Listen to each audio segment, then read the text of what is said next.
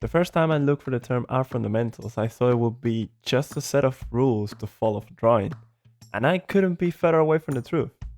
Light, perspective, composition, anatomy, color, there were too many things, and each thing is divided into more things. So for my own good, I had to start simple. Characters are the root of almost everything that I want to do, so I might as well start with that. But even that was overwhelming. So I chose a simple perspective, divide my subject into parts, turn off lights and colors, choose one of the parts to start, and simplify that part into simple shapes. Now, this looks like actually something that I could handle. It's simpler and it's kind of in my comfort zone because I've been drawing portraits in my art journey for a long time ago. So now we have a starting point. Time to make a plan. I had to study the theory behind everything first. I found a method that works to construct the head from different angles in one of my books, and I mixed it with other sources to make my own. Now that I knew how to do it, it was just time to use the method as much as I needed until it felt natural. And that's how my journey of learning how to draw characters illustration begins, with one head, and the goal was to make 100.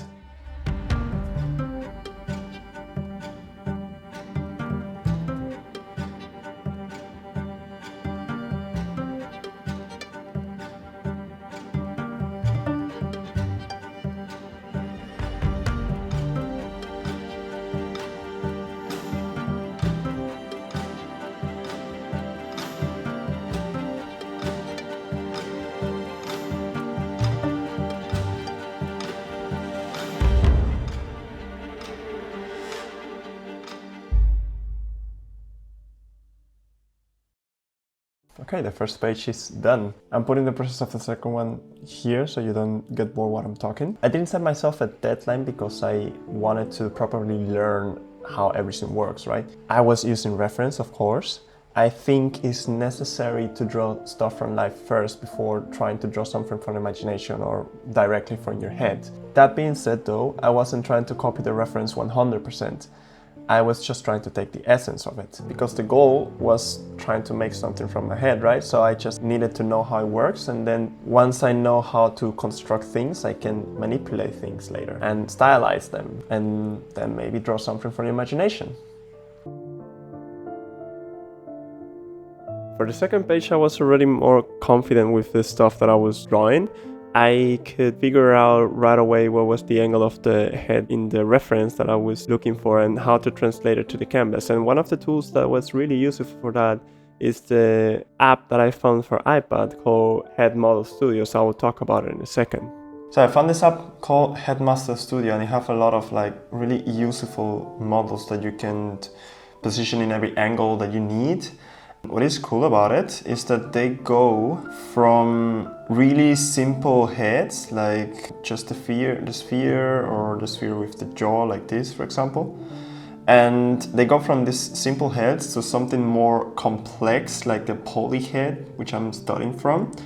And you can pose this in whatever position that you need, and you can tilt the head like if it's looking upwards or down or to the side or turning to the other side, and then position the head in the angle that you need and use it as a reference.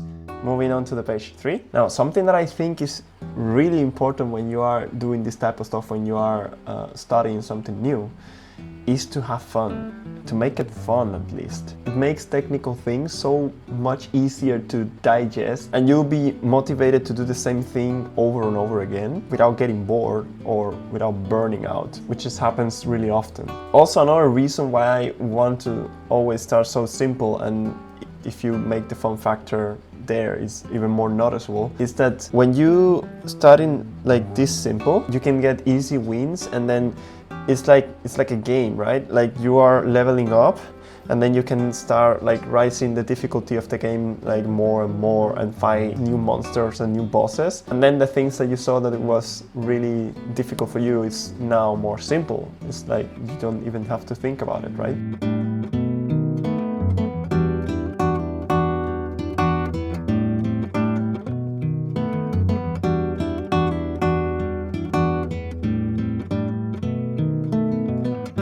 once I got to the head number 26, I felt more confident about my method of drawing. I thought I could bend the rules a little bit more, just a tiny little bit. Maybe make the nose a little bit bigger, or the face a little bit more round, or sharpening the eyes a little bit more. Who knows? I know that goes in the territory of designing characters, but just a hint of that was okay for me. And doing so, I got two of my favorite drawings from this challenge, and it was the head number 36 and head number 38. I love the way this one turned off. Like, I turned the reference here on the right. I have this image of a circus clown girl, something like that. And I don't know, I tried to make some shapes and more like use more like a shape language and change some stuff. And like I said, I was trying to have fun with the exercise, and that keeps me really motivated to do this kind of stuff and keep going with the exercise without feeling like burning out. Also, this one, the 38, that's my second favorite of this page. And I don't even remember the reference. I think I'll put it here in case I find it. But I really love the low angle, and like, I think I was watching some of the, I think it's called Von, and this like feathery shapes with like feather earrings and, you know, like a harpy or something like that. And yeah, really happy with this too here. Also, I did 35, it was a picture of my girlfriend. Shout out to her. And yeah, overall pretty happy with this page. Like the line weight and the line quality, I think it got improved by a lot, especially in 34. But yeah, my favorite overall is 36. And of course, I kept drawing.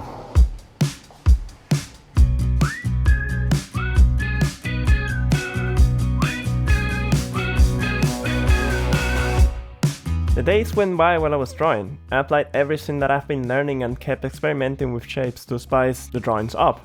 In a few of them, I even tried to establish the position of the head myself without using any reference, to see how much information I have held inside of my head.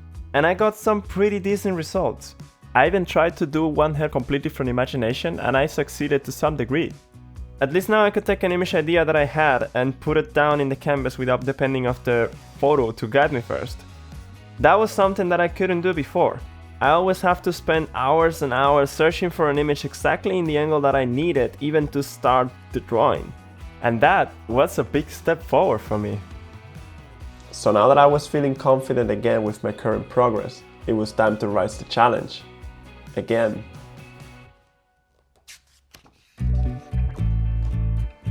So as you might know, my end goal is drawing character illustrations, right? So I think it's really important for me as a character illustrator to be able to take existing characters from video games, films, shows, you name it, and position it in a different angle, right? So the new step of the challenge is to take an image or concept of an existing character from a video game and then rotate its head in a different angle to create a new image using my head or using a reference from a completely different images, and then just fuse those two images together in a new image. Now, this is exactly what I meant with taking two references and fusing them together, or just make up the image itself, the drawing, from my head using a reference to rotate it, right?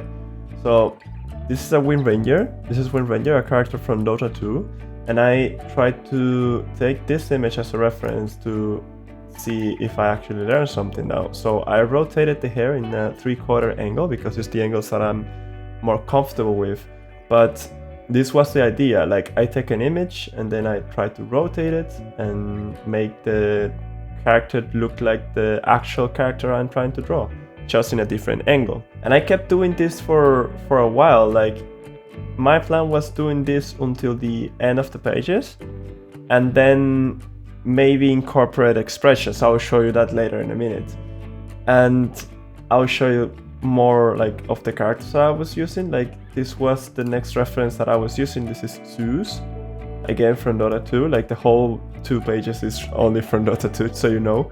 And This one, again, 3/4 views, same thing. I tried to take the reference and then rotate it, make it look like it was actually the guy that I was drawing here. Taking the essence and trying to make it recognizable for the people, right? It was the same. So the next one was, these ones are pictures that I took from the game, and I tried to have a whole view. So when I rotate it in my head, I have like a knowledge of how the characters looks in different angles, because I was trying to do like a more an upper view this time. But yeah, same thing, try to do the characters as it looks like the character itself as much as possible, but in a different angle. For the next page though, it was a little bit more complicated, actually much more complicated, because I had to, I'll just show you so you'll see what I mean. I took these two guys, let me take this out so you see it better. So if you see the reference, like I tried to make the expression of the guy from the left with the features of the characters that I was trying to do. And this is where things get more complicated, because for example, if you see in the reference, the character that I'm actually trying to draw have a really small nose and a huge mouth. And I had to combine the essence of one with the features of the other to make this image, to make this sketch, right? It was really fun, I can deny that, but I had to use like a lot of brain juice for that. And I can show you another example, like this one. This is Void Spirit. So same thing. I tried to take this Chinese old man, use his expression with the actual features of these characters, and again, totally different story, because this guy have like a bigger, not like longer nose, but like more like a thick nose, and I tried to put that on the reference that I was using. He have a completely different features, like longer eyebrows, he even have a beard, the hairstyle is also different, and also the ears are different. The space in between the hairline, of course, is different. So that's the one that I'm using as a reference. But you see what I'm trying to do, right? I'm trying to see if I actually have been learning with this exercise enough so I can now start to do my own stuff, like not creating characters itself, but actually making illustrations of characters that already exist. That was the plan, because at the end that's what illustration meant for me, if you are not doing the concept of a character for yourself. So that was the last time that I raised up the difficulty of the challenge. I think it's hard enough to keep improving my craft doing the same thing, at least in the technical aspect. I mean, I sometimes challenge myself like to do a little bit more extreme perspective of the head, and top angles, low angles, and all those fun stuff. And maybe sometimes I also like choose more like strong expressions, but it's basically the same. And I'll just leave you here with this Speedpaint of all the process if you would like to have a sneak peek of how I'm doing things. I will explain you though that in the next video how I get to this thing and then what was my method. But yeah, feel free to go to the end of the video, because I'm doing a comparison there that you don't want to miss, of the beginning and the end of the challenge, of how I started the challenge and how I ended the challenge, and you will see how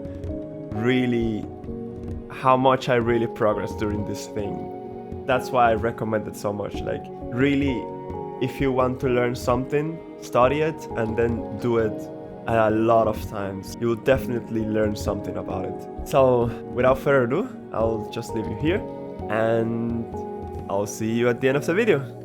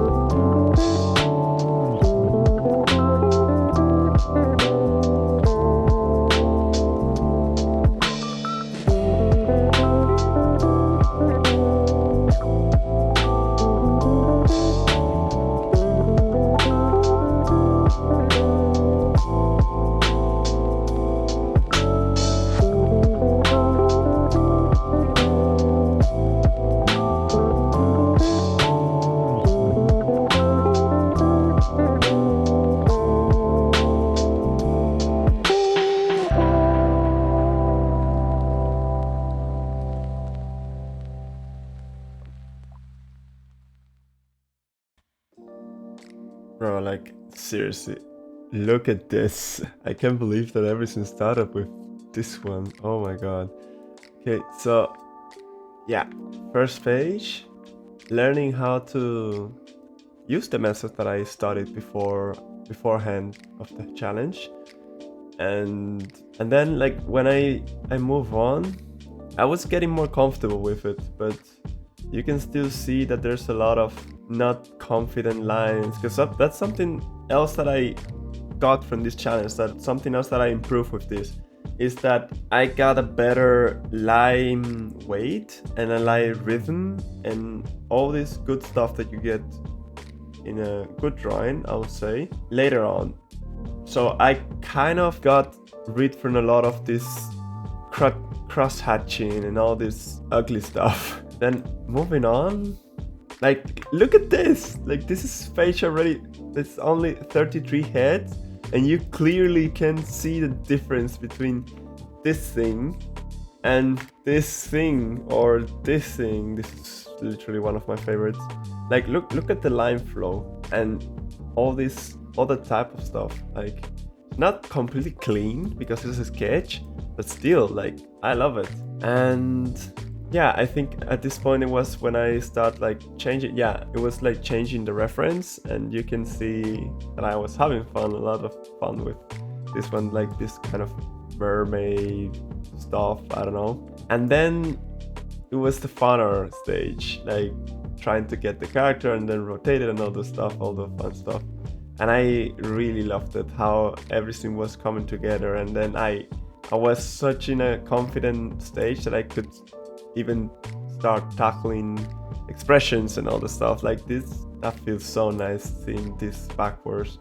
Like this one, this is another stuff that I mean. With line weight, that's another thing that I mean, is it's when you can put ambient occlusion in your lines. Like this pocket here of like light, that's it, like this pocket of shadow that the light doesn't go through. For example, the eyelashes, in the corner of the eyelashes, you'll see all this stuff happening here, and the line gets thicker in those zones because of that, because there's no light reaching that area most of the time. And it's something really cool that gives your drawings a little bit more of life.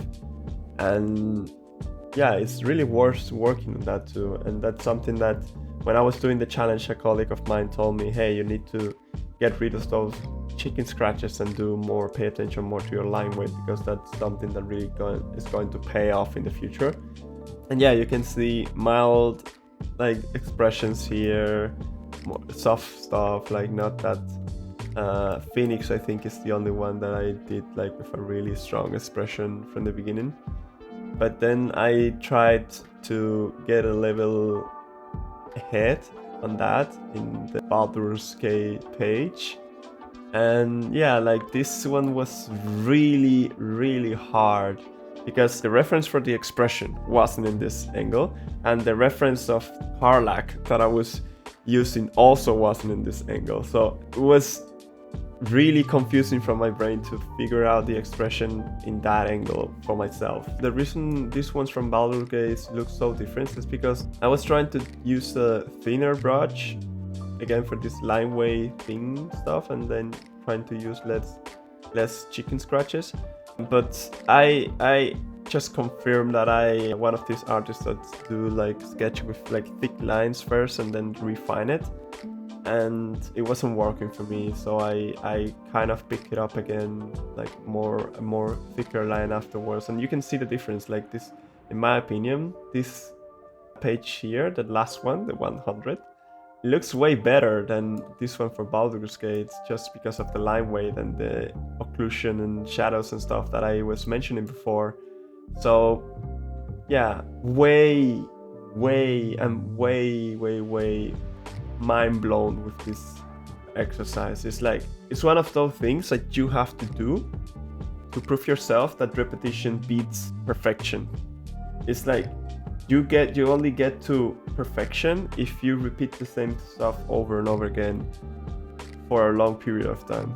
Like your speed of learning increases exponentially. It's amazing. Yeah, like again, that's just the before and after.